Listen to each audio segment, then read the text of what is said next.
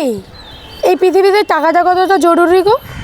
এই পৃথিবীতে টাকাটাই সবচেয়ে বেশি জরুরি। টাকা কথার অর্থ কী জানিস?